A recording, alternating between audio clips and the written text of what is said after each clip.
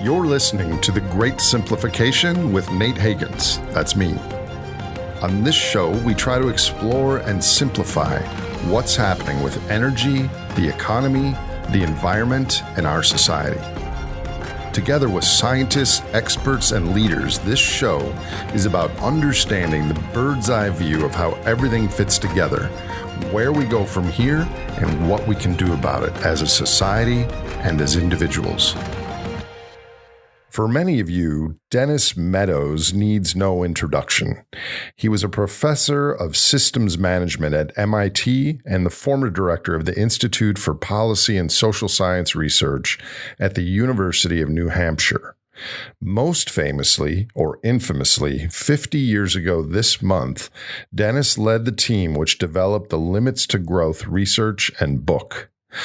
They used the World 3 model to simulate the consequence of interactions between Earth and human systems, which spawned both awareness and criticism on its forecast for the coming century. The Limits to Growth study influenced many researchers and activists, including me, to better imagine how all the various inputs to our economy and environment fit together. Dennis is a no-nonsense fellow. This conversation was hard-hitting with no fluff. I hope you enjoy it and learn from it. For context, it was recorded just a few days before Russia invaded Ukraine.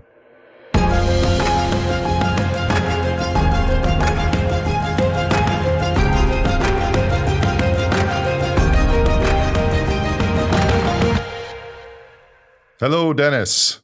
Good day, Nate. It's been 12 years since I saw you at some energy conference in Europe, if I recall. Well, probably that was in Vienna, where I suppose you and I were both at unfortunately, one of the last meetings of the Association for Peak Oil. Right. I remember that. What a complex story the peak oil one is. And now, just like many other things, it's the cried wolf has been tackled by complexity, and now people aren't worried about oil at all when that wolf is one of many on our doorsteps. So I have a lot of questions for you, Dennis. Let's get right into it because I know you have a lot to say. So probably half of my listeners are extremely familiar with you and your work and Limits to Growth. And probably half of my listeners have never heard of you or the book you wrote and the work that you've done. Can you start by giving us a very brief summary of the results of World 3 Club of Rome Limits to Growth and where we stand 50 years on for those who are unfamiliar? The period of 1970 and 1972, I was on the faculty at MIT. I came into a relationship with an international group called the Club of Rome, which was worried about global problems. With their political and their financial support, I created a research team which had 17 people on it. And over the course of about 2 years, we built a computer model using methods that had been developed at MIT to understand the causes and consequences of physical growth on a finite planet. That led to many papers and 3 books. First book to appear was called The Limits to Growth. It was a popular text, which much to our surprise went on to be translated in about 35 languages and fairly widely discussed and disseminated around the world. Its principal conclusion was to point out the obvious, at least obvious to us. Physical growth, expansion of population, of all the things associated with GDP, like energy consumption, food production, and so forth, can't go on forever on a finite planet. And that, it seemed to us, was obvious, but much less clear was how long it could go on, what would be the mechanisms for slowing it down, and what would be the consequences if we didn't. And again, simplifying substantially, we said that there were really 2 choices back in 72. We could begin immediately to start slowing down expansion, hoping and to stay within the carrying capacity of the planet. Or we could just sit back, enjoy the benefits of growth for another maybe 50 years, at which point we would be far beyond the carrying capacity of the Earth, and then there would be a decline. our analysis only went out to the peak. The factors which cause growth are extremely different than the ones that will be involved in decline. And we didn't imagine we had anything to say about that. But our computer plots all went out to the year 2100. And in that sense, they all encompassed a period of decline for the global society. And I suppose that's what attracted the most attention. And there were several scenarios, and on the commonly shown graphs, there aren't dates on the bottom except for the beginning and the end date of 2100. But the standard model, if you look at it now in 2022, it's tracking pretty closely, yes? Yes, of course, the computer does print out all the dates, but we didn't consider them to be significant. So in publishing the book, we blotted them out. We removed them. And nonetheless, you can stand back, realizing that the time scale is 200 years, and get some impression for when the different curves are unfolding. And if you do that with our so-called standard run, one of the 13 scenarios that we created, it showed that many of the major variables, food per capita and so forth, industrial output per capita, would reach their maximum about now in the period 2020 to 2030, and then begin a decline. Just a quick side question on that. I was looking at the graphs this morning, which anyone can find on Google under Limits to Growth or World 3. And in the standard run, industrial production peaks right around now, early 2020s. But population increases for another 30 years or so. Can you briefly explain the dynamics of that? So let me once again state that we produced 13 scenarios because we knew it was impossible and probably also not very useful to make a single prediction. That so-called standard run happened to be the one which was generated by our initial set of assumptions. If you change those assumptions, you get other results.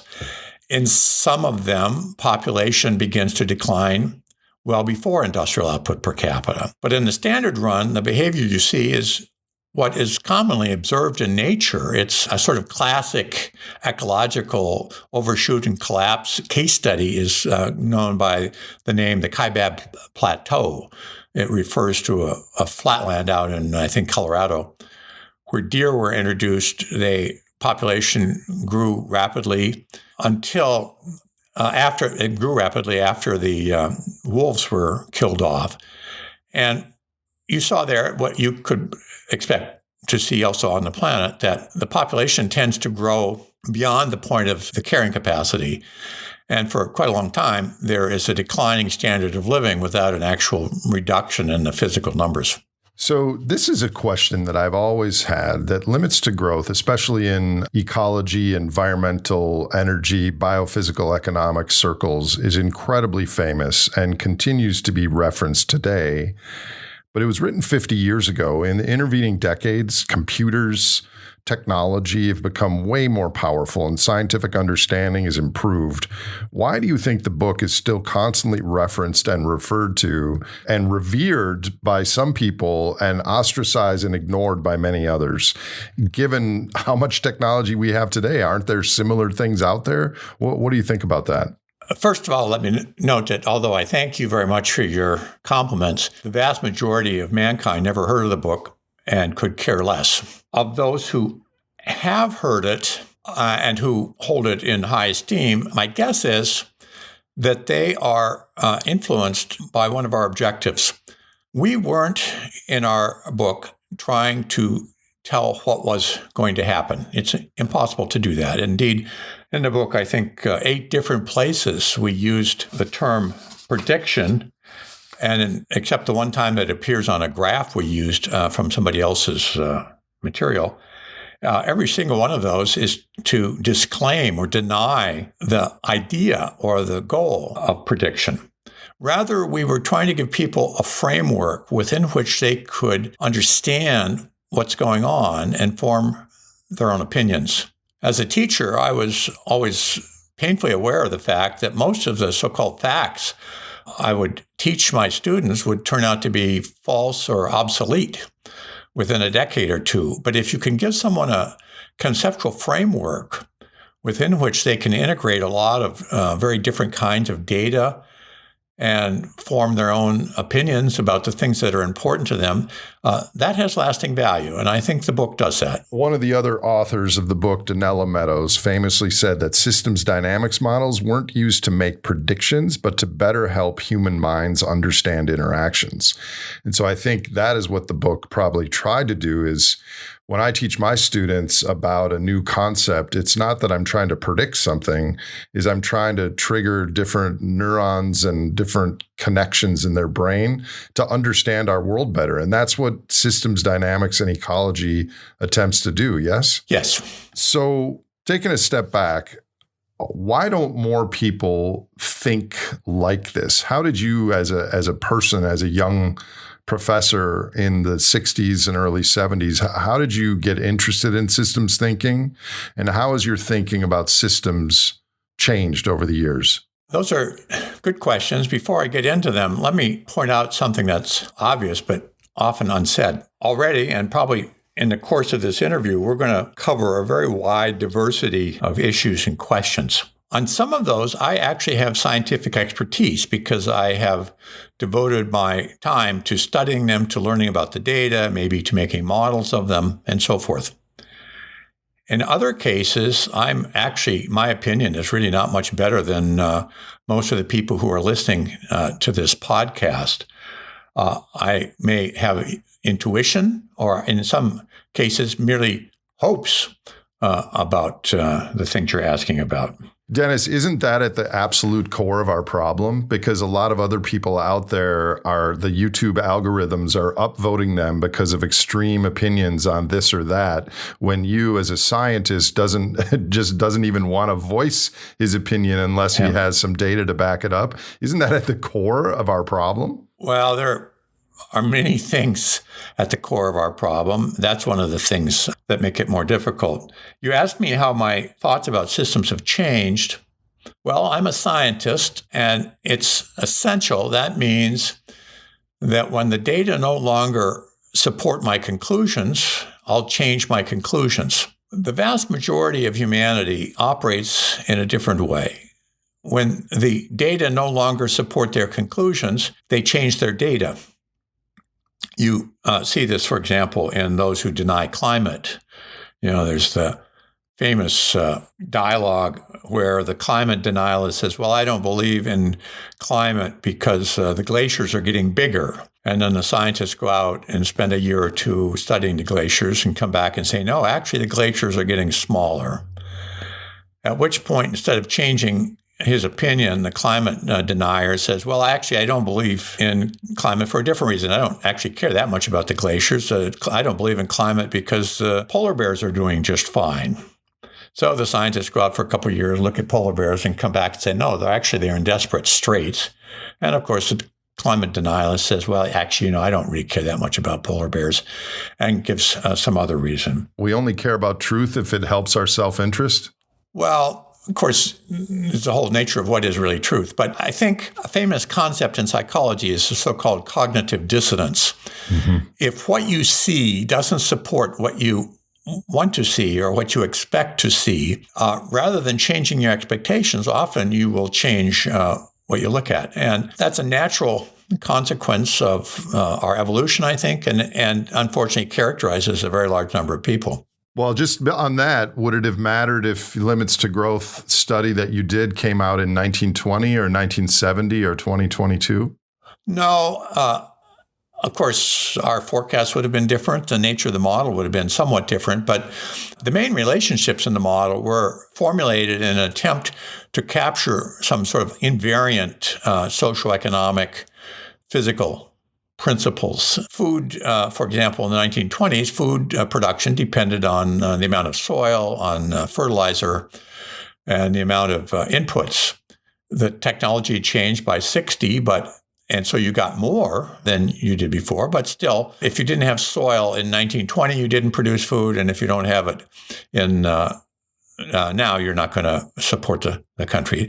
So the physical relations had changed somewhat. But more important, I think, is an invariant social factor for literally, as far as we have any record of history, there have been a stratification of society into those who have power, and in most cases, resources, and those who don't. And those who have it always resist change. In the old days, they may have been priests. These days, they're the heads of oil companies. Or economists. Or, well, a lot of economists don't actually have that much power, except, of course, within their discipline, and that would be threatened by change. So that hasn't changed. And as a consequence, for us to have come out in 1920 and say that we need to change policy probably would evoke more or less the same kind of negative response as it did when it came out in 1972. So imagine you have a time machine and plenty of funding and staff and could return to MIT in 1970 using today's technology and knowledge. Would you have done anything differently? What might you have done differently? I've thought about variants of your question. Obviously, computer power has progressed enormously since we did our initial work in 1972. I still remember sitting for hours over a Selectric typewriter as it painfully pecked out each little character in our graphs. And physical science has advanced significantly. We know much more about the universe, about climate, and so forth. So those things have advanced. What hasn't advanced very much is our understanding about social, psychological, political dynamics. And those are the factors which have a major influence on the future options of society. So since our model was predicated on the assumption that it did little good to take a stupid statement and replicate it 100 times, just to make it more complicated, we were simple and we tried to stay with the things we knew. And the things we know now fundamentally about long-term social and political economics and dynamics, unfortunately, are not much different than they were 50 years ago. And we may come to this later in our conversation. I would add a few components to the model where I think we compromised our ability to talk about physical dynamics. But generally speaking, the model has stood up for what it was intended to do, which was help us understand that period after 1970 when there was still some opportunity to moderate population and economic growth. Did you ever personally hold a great hope or some hope that your efforts actually would change the trajectory of decision makers and economic growth? You're asking me now about things that took place 50 years ago, and I'll just counsel you to be very skeptical. I was naive. I directed the Limits to Growth project in my late 20s. I had grown up in a very non-diverse social and economic society, so I hadn't ever been outside the country. I had a very, very, very naive understanding about how things work, and I'm sure that I imagined our work would have some influence on decision makers. Looking back on it, I can see how really unrealistic that was. It was at that time what I would term doorstep implementation. You independently identify a problem you think is important, you do analysis on it, you write it up, then you take your report in the dead of night, lay it on the doorstep of an important decision maker, and imagine that in the morning they will come out, find your report, the scales will fall from their eyes, and everything will be just fine. Well, of course, obviously, that's enormously different than reality. If I did have the privilege of going back to 1972 and doing it all over again, I wouldn't change the model that much. Obviously, I'd use my laptop instead of the IBM mainframe, but the model would be more or less the same, but the process would be very different. Instead of clustering 16 scientists together in a room up on the second floor of an MIT lab, I would have engaged in a process which brought a large number of concerned, more farsighted people together at the early stages. Models are implemented not because the results convince somebody else, but because somebody participates in the process and educates themselves through that process and then comes to understand reality differently. In the old days, I used to teach people how to build computer models. Now I teach them how to play games. Computer models are elitist. I stand up in front of you and tell you what my model tells you to do. Games are participatory. I give you the rules of the game, you play it, and in the course of playing it, hopefully learn some constructive rules for how to be more successful. So in building systems games, you're starting to give people some systems insights they'll never get by standing up and presenting a bunch of PowerPoint slides with scenarios. Could there be a game modeled on the core principles of limits to growth that would set some light bulbs off in people's minds that would result in change? Well, now you've asked three different questions. Could you build a model that incorporates some of the basic relationships of World 3? Yes, you could do that. I did it. It's called Stratagem.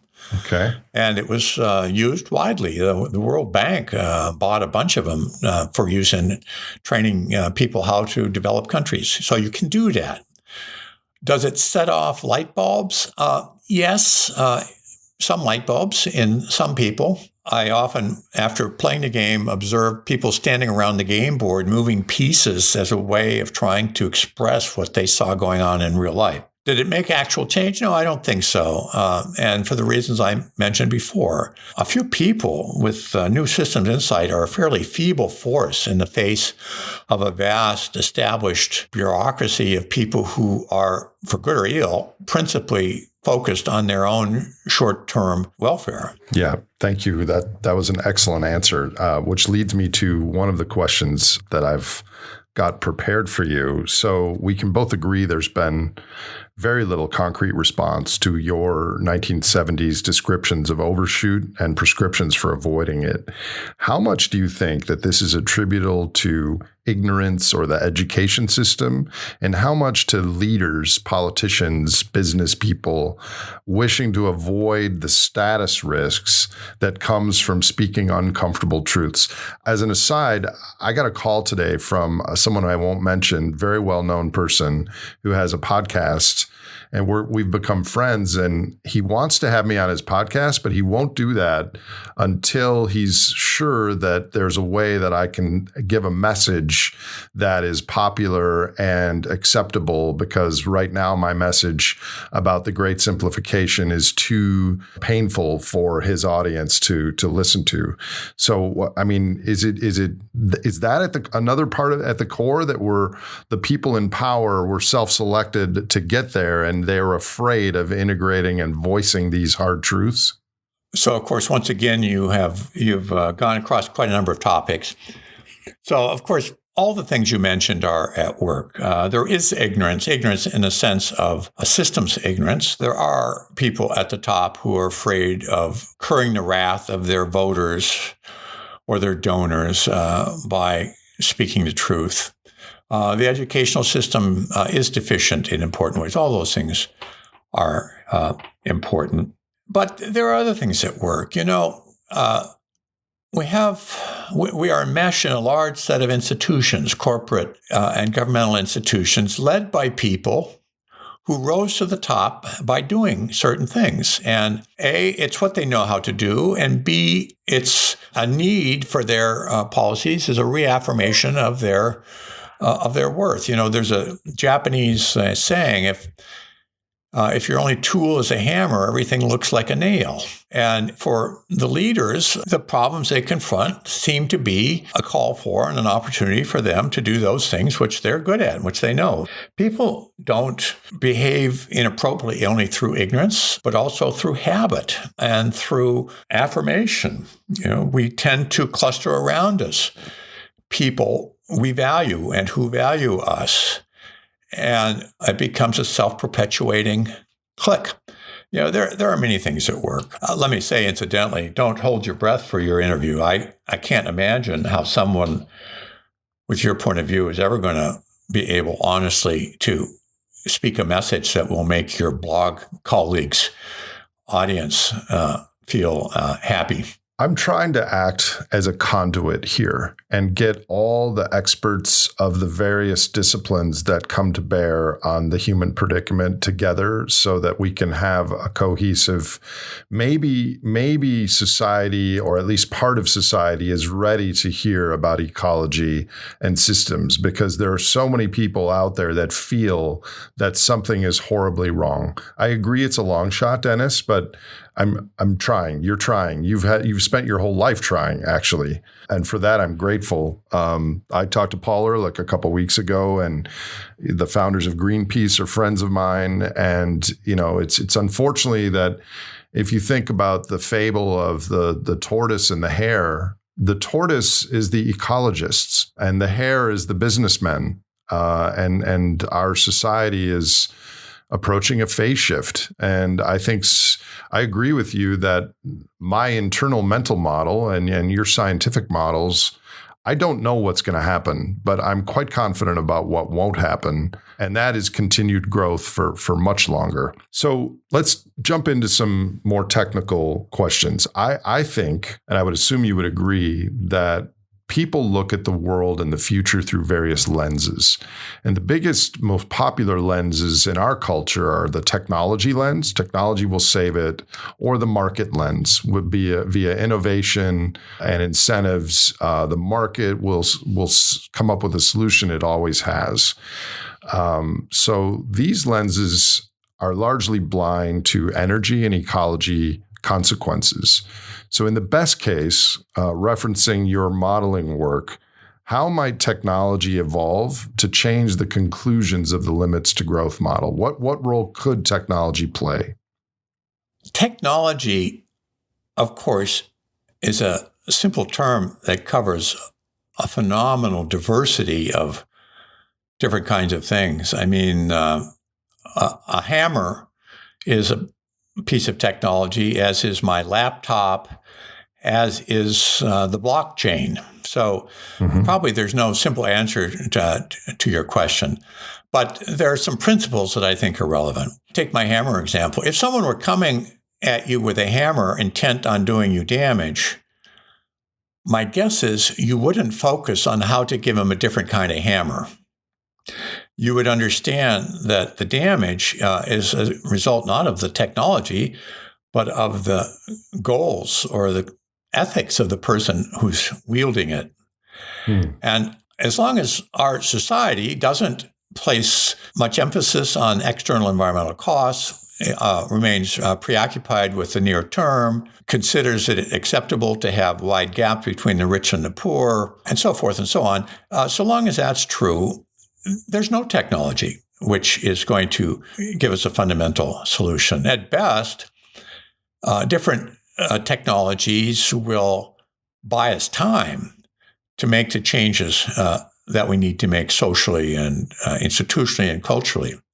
It's frustrating because, in fact, globally, we have today all the technology we need to deal with these issues, insofar as they are subject to solution.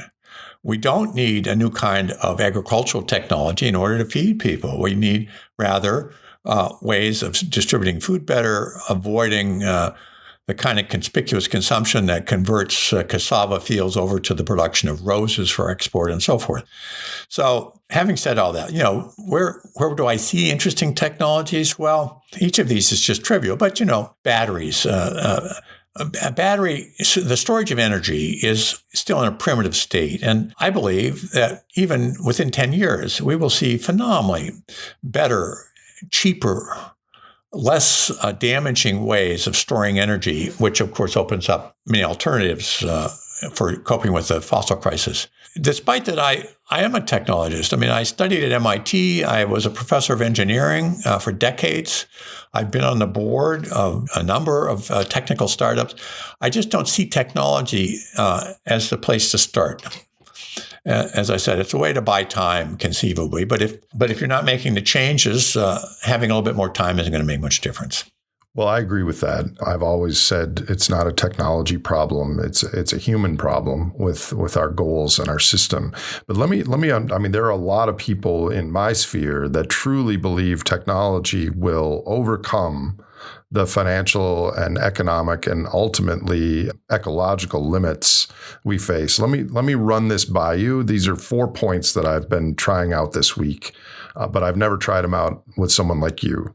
So first point, there's an extremely tight link between energy and GDP. Every good and service in the world economy that results in GDP requires energy somewhere. Point number 2, our human economy uses 100 billion barrels of oil equivalent of coal, oil, and gas per year. Each of those has roughly the labor potential of 5 years of human work. So we have this giant army of fossil helpers, 500 billion human workers strong. Point number 3, that army has been growing during yours and my lifetime at roughly 2% a year. Point number 4, humans use technology and innovation, and we use energy more efficiently. And we figure out ways to get the same benefits from using less energy. And that trend has been 1% a year. 1% a year, we've increased our efficiency of using energy globally. But all of the technology will save us is in that 4th category. And we've looked at this entire system without considering that this giant army of fossil helpers has been supporting us. And at some point soon, we're going to have to use technology in a declining environment when those fossil armies retire and aren't woken.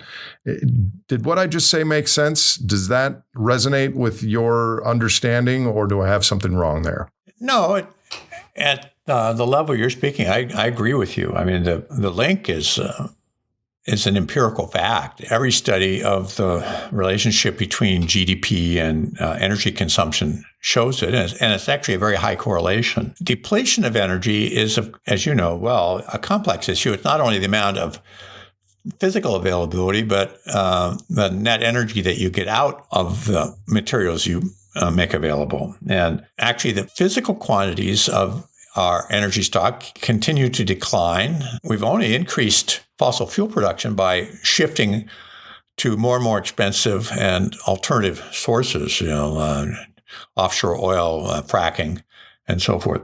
But also the energy return on investment is declining from, the numbers, so I won't repeat them.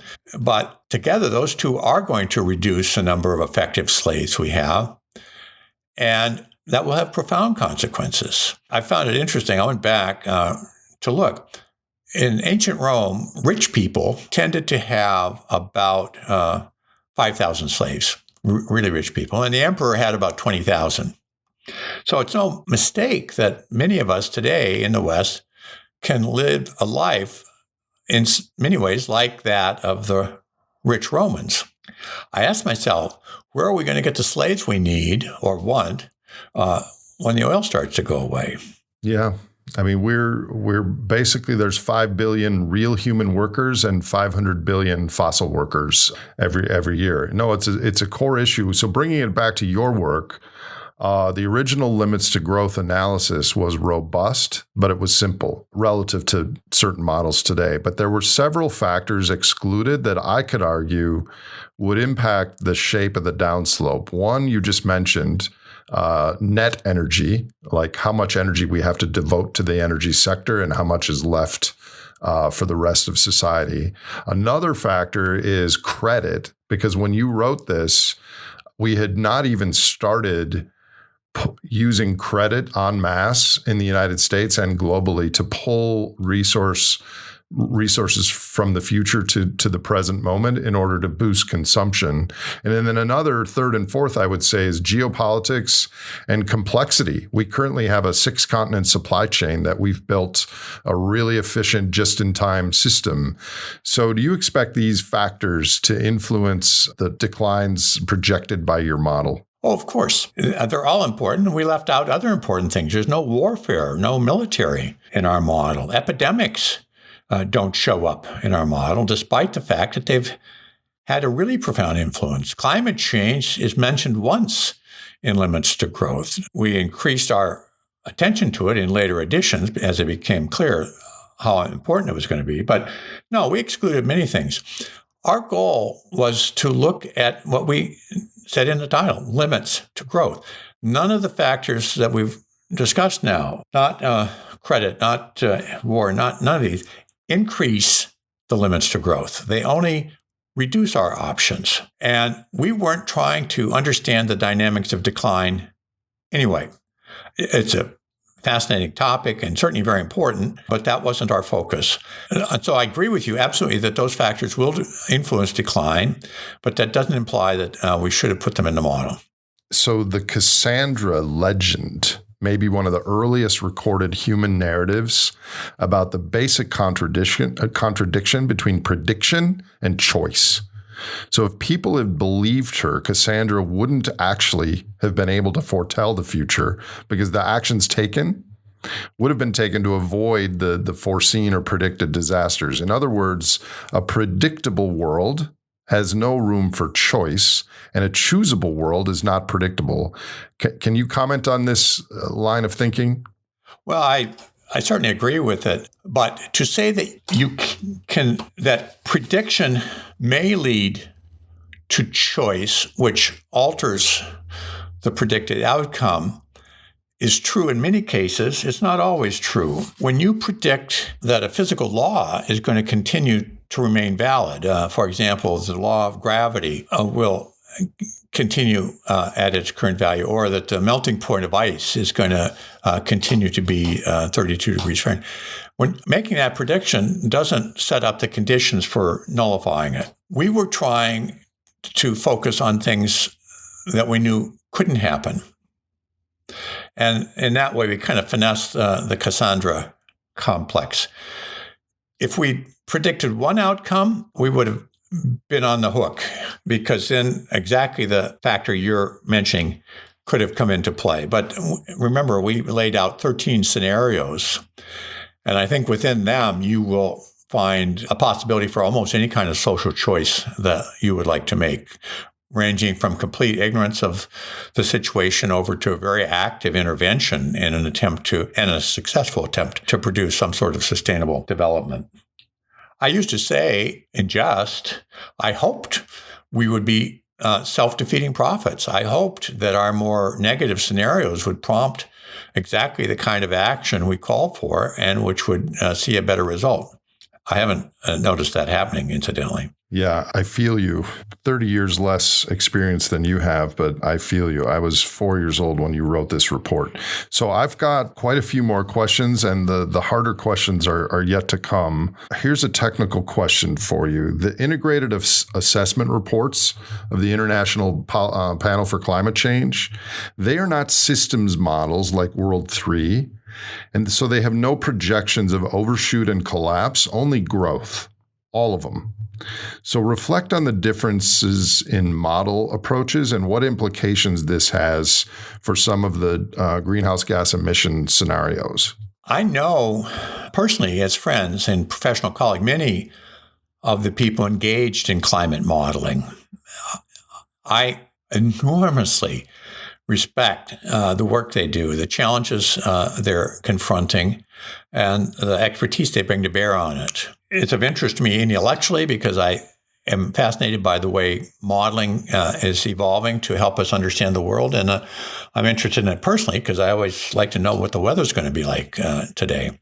Nonetheless, we need to recognize that the two models, the goals, the two projects, phenomenally different. It's almost as comparing a microscope with a telescope. We were trying to think about the long-term general dynamics of the social economic system, whereas climate change modelers are focused very narrowly on a set of climate variables. It's I think, not an oversimplification to say that climate modelers, because of the way the IPCC is set up, find out what's politically acceptable and then trace out and then build models on the basis of that. Whereas we found out what was scientifically valid and then traced out the political implications or the social consequences of that. You're just coming at it from different directions. One of the consequences of that was that many of the sensitive, politically sensitive variables like population or food per capita or economic growth are endogenous in our model. That is to say, they change over time in response to things going on inside the model. For the IPCC, those politically sensitive variables are exogenous. They're fed in from outside. You have to make assumptions about what's going to happen to the population or what's going to happen to GDP. Feed those assumptions into the model and then trace out the implications for emissions, temperature change, and so forth. That's what's to say about it. The computer language is different. The demands on a computer are different. I can now easily run World 3 in seconds on my laptop. The most advanced climate models require supercomputers cranking out over hours. Our model has, 150, 180 variables in it. The most advanced climate models have literally millions of variables in it. We're not particularly sensitive to coefficient values because we're focusing on the structure, the feedback, adaptive feedback structure. But when you have a model which is driven in large part by exogenous inputs, you need to be very concerned about the coefficients. So it's just a totally different discipline. My view briefly is that the climate models are energy blind. I saw the International Energy Agency this week has a forecast out to 2050 that GDP is going to increase at 3% a year globally, and we're going to use 27% less energy between now and then, which is just divorced from a biophysical worldview. I personally think that on the fossil reserves and the access to fossil fuels to burn for emissions is wildly overstated how much fossil fuels we have that are affordable to extract. At the same time, the biological feedbacks, which are already starting, methane, permafrost, et cetera, are probably grossly underestimated. And at some point, one of my biggest worries is that the biological feedbacks will become a stronger forcing than the human emission ones. Well, I agree generally with your views and your concerns, but that doesn't mean I think the models are blind to energy. The factors you mentioned, GDP per capita, remember, those are fed in exogenously. It's the process which is energy blind. If you were to feed into those models more realistic assumptions, you would get different results. You would get results that would not be politically palatable. Well, actually, we're already getting results that are not politically palatable, but even the inputs would not be politically palatable. So-called turning points that you mentioned, one example of methane emissions, raise all sorts of political flags. And so it's difficult for the scientists to put those into the model. And we have also a problem. There are areas like these which we, in fact, don't understand physically very well yet. And the IPCC scientists need to have some foundation of theory when they're formulating the equations that go into their models. So we may omit some of these turning points, not only because they're politically unacceptable, but because we just don't know how to do it. But the models themselves are not making value judgments about this. They reflect the value judgments of the political process that's been created to produce them. That's a good answer. I understand that. I agree with that. Let's stay on that topic. Let's assume the political unpalatability aside and the political status risk aside, if you were somehow able to magically advise high-level politicians today, given what you know, given that it's 50 years after your research, which is largely held up on the model runs, what would you say? What would be the advice? I haven't had much time to think about that or reason because by and large leaders don't come to me asking for advice. And so let me just offer a few reflections about what you've just said. First of all, it's not magically possible to get rid of some of these problems. Over the past couple centuries, we have put enough greenhouse gases, CO2 and others, into the atmosphere to eliminate the kind of society which we have come to think is going to go on forever. The last time CO2 was at this level in the atmosphere was 4 million years ago during the Pliocene. The sea was 20 meters higher than it is today. We have absolutely no reason to believe that isn't going to happen again. Indeed, we see it happening. The Antarctic ice shelf melting is accelerating, and when it's gone, that in itself is enough to raise sea levels by 190 feet. We're already 400 feet higher than we were like 20 or 30,000 years ago, right? I mean, it's just a slow moving thing. Well, I mean, here again, it's the difference between ordinal and qualitative data. I mean, of course, these things are subject to debate, but I think the consensus is about 12,000 years ago, at the peak of the ice age, enough water had been absorbed into the ice to lower sea levels by about 120 feet. At least we know it was taken down far enough that people could walk back and forth between the mainland of Europe and the British Islands. Whether, what's the practical difference between 120 feet and 400, in my mind, it's not interesting. It is significant that our species was around and presumably getting on with life in those days. And it gives me some hope that with the kinds of precipitous changes that are coming, Homo sapiens will have the capacity, to see it through. My core message is I think there is no way out for our current way of living and our cultural expectations. That doesn't mean there's no way out. There's lots of viable future paths for lots of humans and other species. It's just our current expectations. There's a bill coming due on that. But getting back to your advice, if a politician were to take your advice, what would be some of the directions of suggestions you might give him or her? Well, of course, it depends on what the politician is trying to achieve. Better futures than the default. Well, for whom and over what time period and measured by what indicators? One thing I've learned is that most people are not going to stop doing what they're doing and in order to do what I tell them to do, unless I can cause them to believe that it's going to serve their purposes better. Now, fortunately, there's a wide diversity of purposes at work. If somebody is trying just to get rich over the short term for themselves, I, by and large, don't spend my time trying to persuade them to do something different. I'm looking for the people who have a concern, who are thinking longer term, and who recognize that there are other things in life than simply accumulating digital indicators of wealth. By the way, I think there are a lot more people that are recognizing what you just said. There's a gut check. There are people that are recognizing the truth of what you just said. So I hope you're right.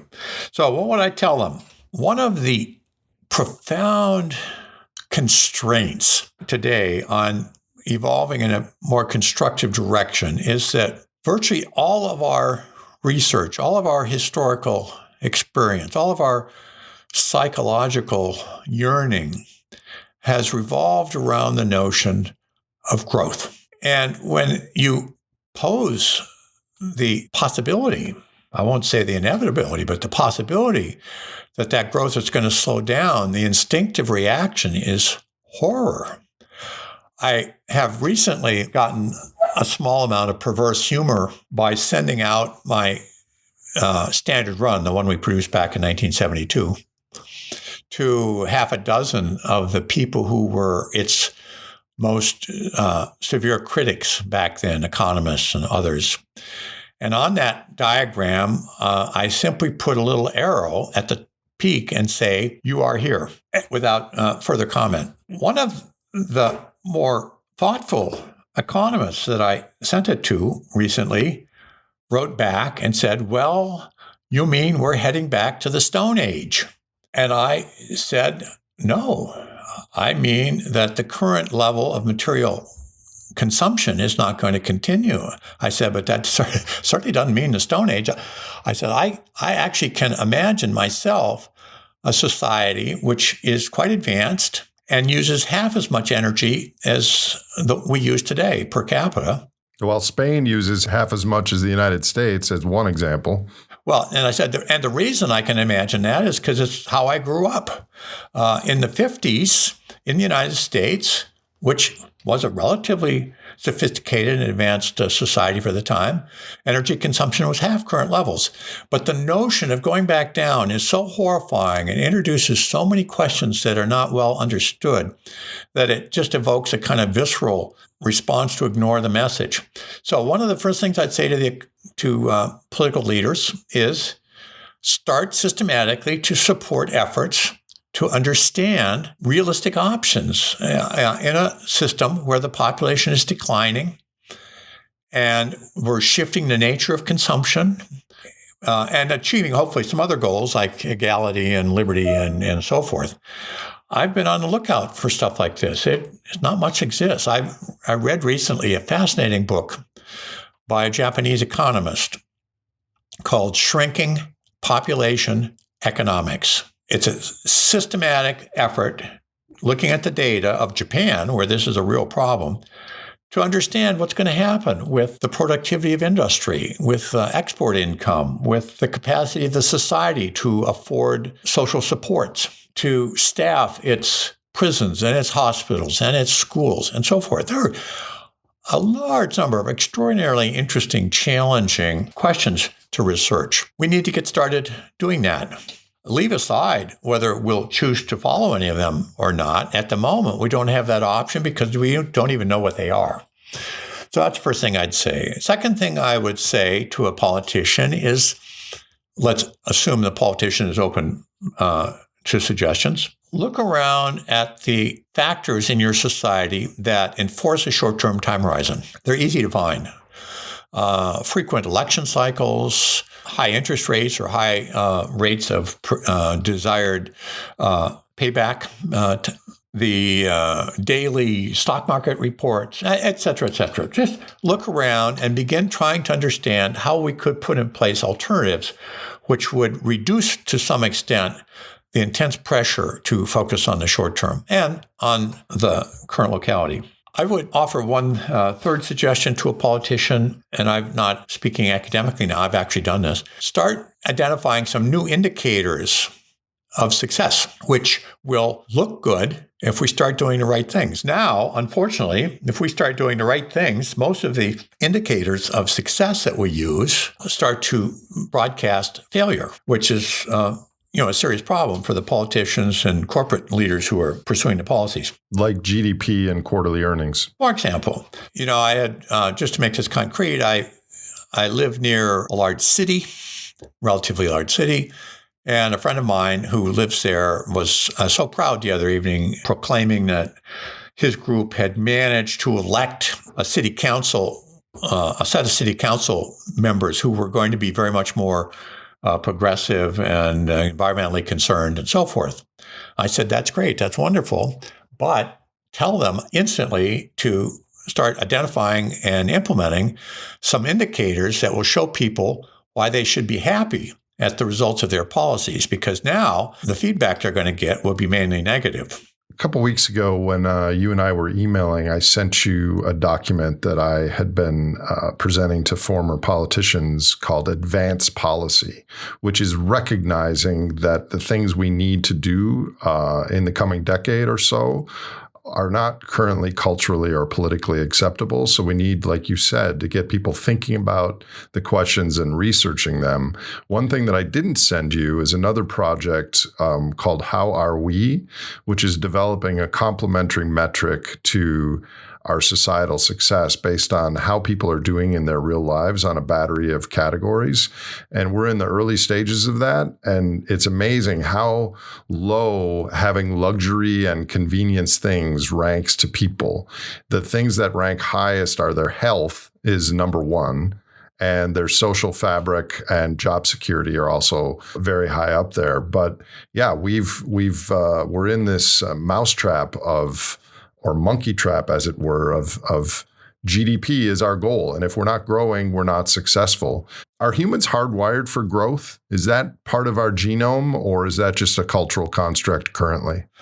I would say no. And I base that on the observation that genetically, we are the result of 300,000 or 400,000 years of evolution. And during the vast majority of that time, there was no growth. As recently as 1,000 years ago, it was the norm that you would die in the house where you were born, that you would pursue the occupation of your father, that your standard of living would be the one of your parents. There wasn't this expectation of growth. But our behavior is a function of two things: our genetic endowment and our social infrastructure.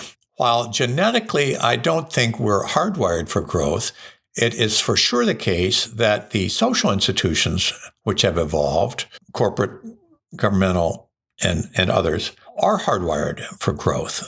And that's not because it's innately necessary, but because the ones which grow survive and displace those which don't grow, by and large, in our society. It doesn't need to be that way, but it is the way it is now. So that's where you see this incessant requirement for more. I actually totally agree with that. Okay, so Dennis, what are the best examples, or are there examples of how systems thinking solved a major societal problem? I've always had trouble with the term systems thinking because it encompasses such an enormous array of different kinds of cognitive activity, ranging on the one hand from a 2 or 3 year effort to build an elaborate mathematical model and simulate it on a computer, which I have done, down to somebody simply looking out their window and drawing some observations about cause and consequence. Are we natural systems thinkers?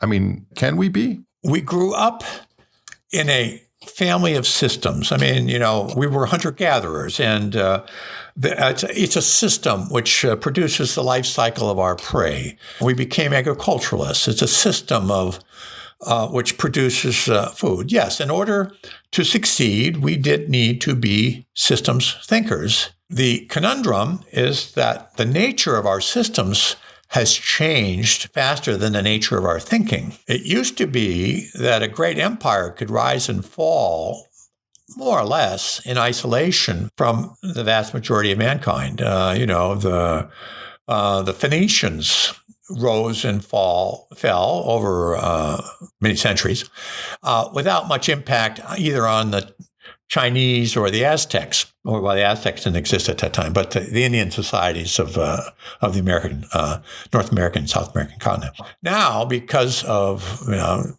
many things, we're so intertwined that even somebody entering a mathematical mistake on a Hong Kong financial computer can instantly cause havoc in Eastern Europe through the bank system. So the scale has changed. The speed has changed.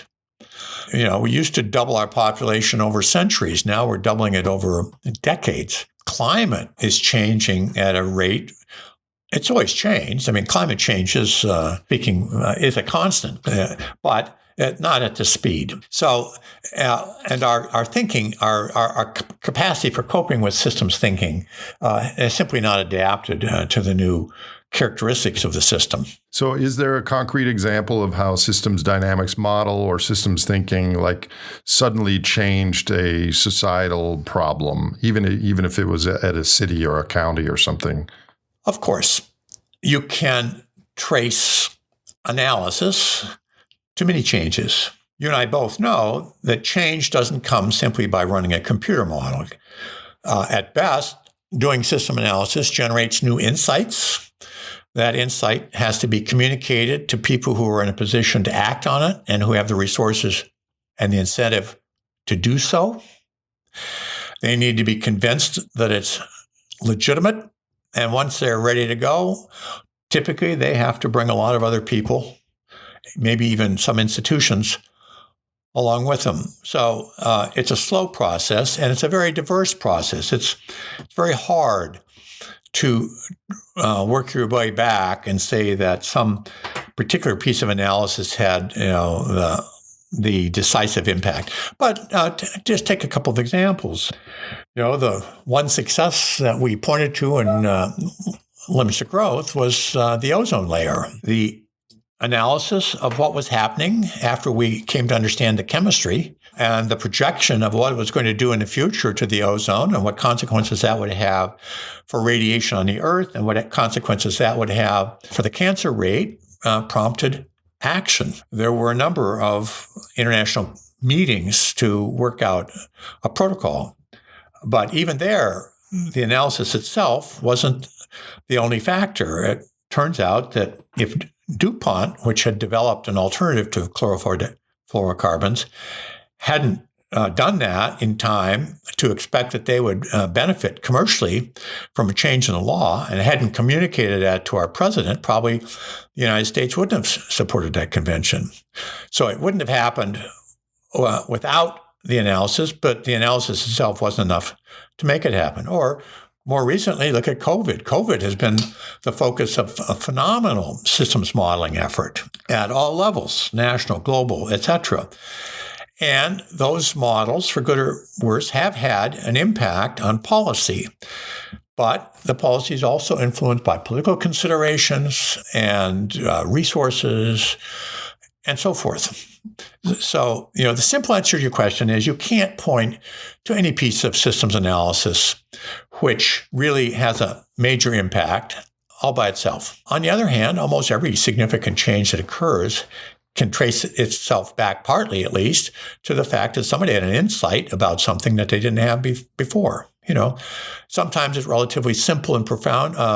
Nuclear winter was an interesting example. There was an analysis, I think probably involving computer models, which projected that a widespread nuclear exchange would cause really catastrophic climate consequences. And the belief in that, combined with the fact that there wasn't a huge vested interest in a generalized nuclear exchange, prompted significant changes. So systems thinking or systems dynamics tries to uncover leverage points that can alter trajectories through some interventions. I don't like the word collapse because I think collapse is binary and there are various shades of collapse. And as we were saying before, we're not headed back to the Stone Age. There's lots of gradients after growth ends. But in your opinion, what are the available leverage points to avoid the worst types of collapse at this stage? I'm sure your definition of the worst types of collapse would be different from my definition. However, if I had a magic button that I could push to change things, probably I would link it to the time horizon of decision-making. The time period within which one evaluates the costs and the benefits of alternative actions. Today, the time horizon is rather short for a variety of reasons: genetic, economic, political, etc. And as a consequence, there's a tendency to do things which will make the situation look better now and to ignore or be unconcerned about what it's going to do later. It's in the nature of our problems that they tend to be of what we call the dynamic character, better before worse, worse before better. A profound solution, let's say, to the energy crisis or to the climate problem requires actions which, at least over the short term, would make things look at, in some places, a lot worse. Mm-hmm. And it's only if you increase your time horizon enough to encompass the full scope of what you're going to do that you might begin to pick the right action. So one leverage point definitely is time horizon. And time horizon, of course, has the twin spatial horizon.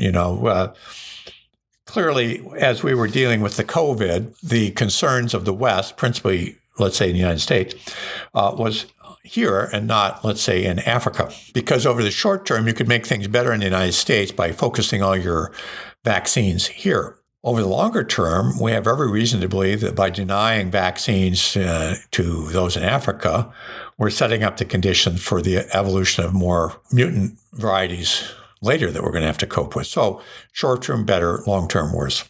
Other leverage points would be, for example, indicators. It's a truism. You pay attention to the things you have information about. And we have, in our society, evolved a very complex system for generating information about short-term results. So that's what we pay attention to. If we want a different behavior, we're going to need some new indicators. When my students would go into a corporate consulting relationship, after they'd done the analysis to understand why things behaved the way they did, one of the first things they would turn to is to identify new indicators that could be created, measured, transmitted, reported to the top leaders so that they would have a different understanding of the consequences of what they're doing. Because if they just keep looking at the old indicators, they're more likely going to keep doing what they've been doing. Thank you. The question for you, me, and all who theoretically understands the limits to growth prognosis, at what point are we personally ready to degrow, downscale, simplify, become more frugal while the metaphorical candy store is still open? Is it at the core a collective action problem where austerity and consuming less is a cost to me and a virtually unmeasurable benefit to the whole? I mean, I talk, as I'm sure you do, lots of people that are very concerned about climate change, limits to growth, overconsumption, and yet we're still kind of living like rich people in Rome did with our fossil armies. I don't think there will be a point in the evolution of the system where everybody switches over and simplifies, not willingly. Obviously, as the decline progresses and resources become more constrained, people are going to do with less, but not because they choose to do so, but rather because they're accommodating to the realities. Where simplification does occur, and of course it does, it's not because of an external prompt, I don't think, but rather because people re-examine their own ethics and their own aspirations. You said earlier that you had engaged in an exercise where people listed what was really important to them. You mentioned health being a principal one. That's a very important thing to do. Everybody should sit down and make a list. I've done that for myself and for my students as well. And as you said, at least for those of us in our society, the survival items, food, clothing, shelter, and so forth, are pretty far down on the list. Maslow portrayed this so-called hierarchy of needs, with the basic survival activities being on the bottom and then coming up to, social status and self-realization and so forth. And when people look at those things, understand how their current life is working for them, they often will find that there might be an alternative, which would, in most cases, be a simplification. But it's going to come from within, not from without. I totally agree with that. Just as an aside, there's an author who's friends with a friend of mine. I want to have him on his show. His name is Scott Barry Kaufman, and he did an analysis of Abraham Maslow's unpublished works near the end of his life, and he actually retracted that self-realization was the top of the pyramid, that the top goal is to be involved with some goal, some project, something that was larger than their own life, some collective human goal. And I feel that now. I feel that in the camaraderie with you, who I've only met, once in my life, because we care deeply about the future of the planet and humans, and just talking about these difficult projects and prognosis has meaning to me. So I do think more humans share that, and that's one of the things that gives me some hope.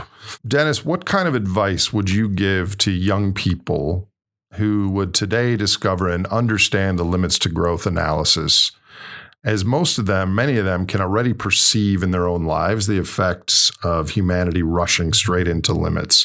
How can they live meaningful lives in this world with the knowledge and understanding of the broad limits to growth picture? If I felt I understood the answer to that question, I would be out talking to them and exhorting them. I don't. quite frankly. I'm 80 years old. I've lived my life. I grew up in a time phenomenally different than the current one. You said earlier that people need an ultimate goal, and you mentioned saving the planet.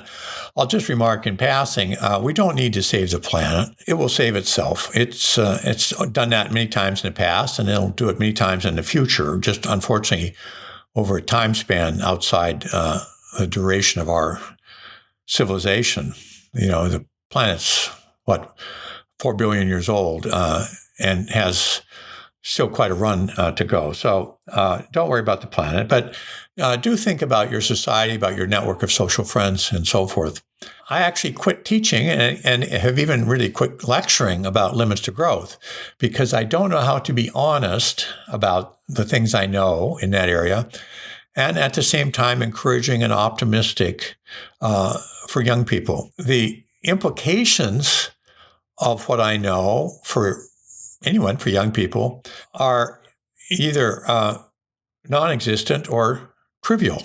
There's no fundamental solution to climate change. It is now embarking on a drastic phase shift into a regime that we can only dimly perceive and which will unfold over many lifetimes. And I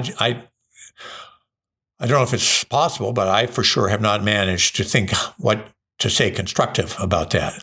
At the trivial level, it's things like grow a garden. It's a wonderfully educational experience to nurture life forms through their full cycle. Learn a practical skill. We know in times of crisis, those who do best are the ones who aren't purely intellectuals, like you and me, maybe, but plumbers and electricians and farmers and people who have the capacity to do things of practical value.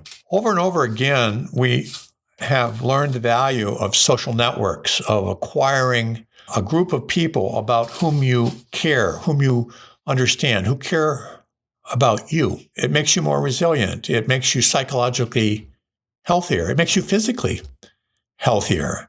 And social networks are not just people that you can use to accomplish your goals, but who are willing to rely on you to help them accomplish their goals as well. That's a reciprocity there that you need to acknowledge. And it takes time. It's not very efficient to have friends. They just take up a lot of time and they don't, in general, add to your bank account or your resume. Think about happiness. What is happiness? Happiness is getting what you want. There's two ways to do that. If you don't have as much as you want, you can either get more or you can want less. In the past, getting more has been a dominant mode. It's becoming less available. So it means we need to re-examine what we really want and to shift our wants over into the non-material sphere where resources are not so much limited. And, it's easy to say this. I'm only going to be around for another 10 years. I don't expect to see, the culmination of these trends. But at every moment in time, there are many possible actions for any of us. Some of them will make the situation better, and some of them will make the situation worse. And prefer the better. All else equal, it may not sustain our society in its current level, but it'll make you feel good. Those recommendations are very similar to what I tell my students at the University of Minnesota. But I've struggled with the exact same dichotomy that you have, which is I'm a scientist, I want to be honest, and I also want to be helpful and inspiring to people. And I've had to do that for the last 20 years. You've had to do it for a very long time.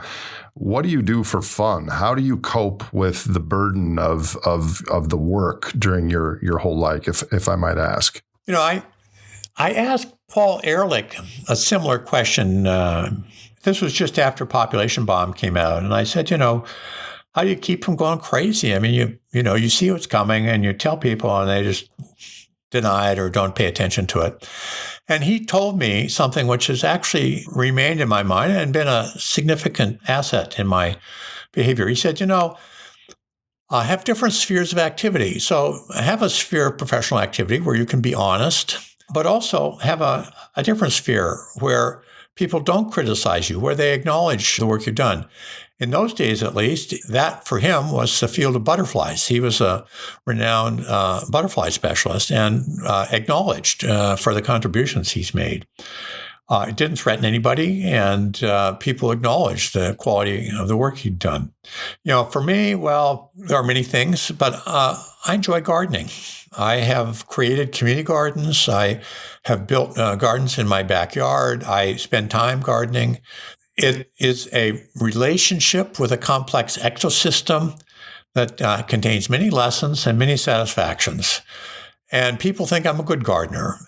And when I'm gardening, nobody comes up and tells me that I'm a prophet of doom or that I'm threatening their livelihood. So I have maintained these two different spheres. Do you grow like flowers and such, or vegetables and edibles? No.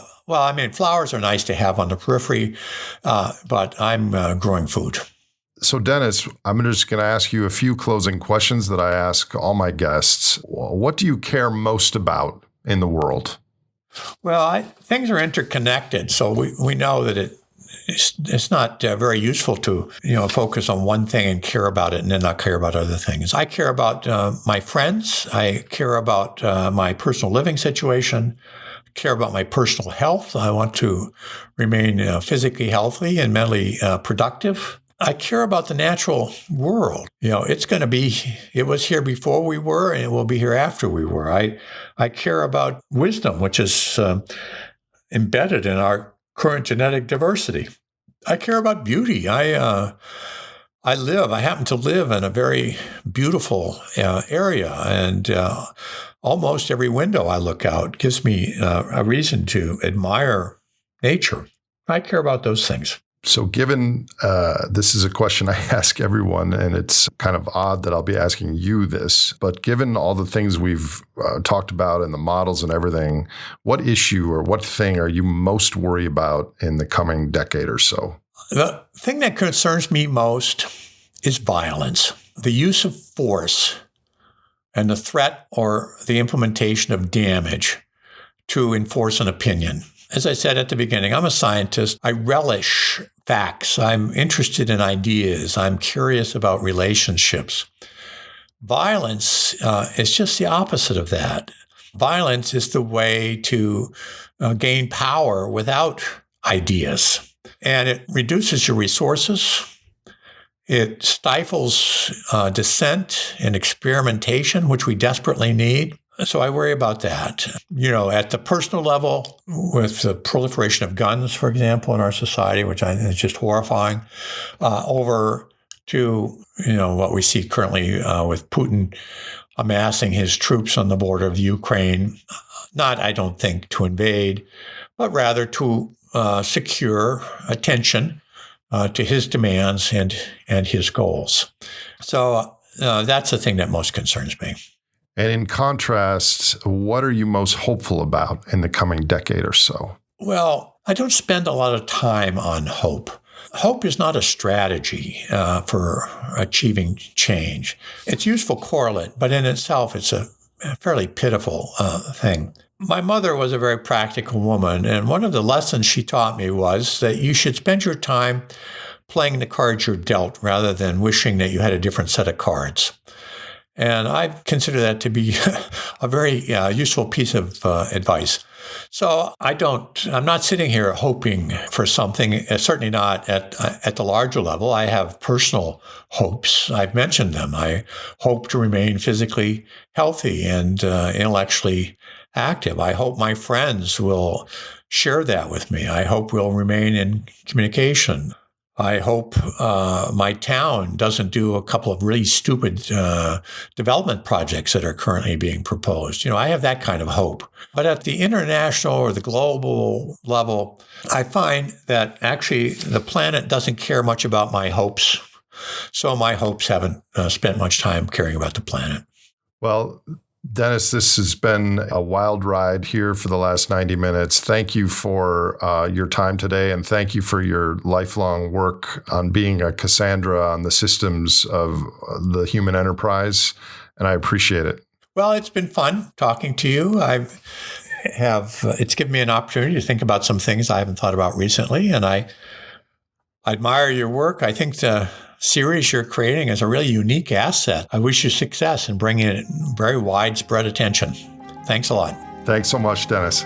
If you enjoyed or learned from this episode of The Great Simplification, please subscribe to us on your favorite podcast platform and visit thegreatsimplification.com for more information on future releases.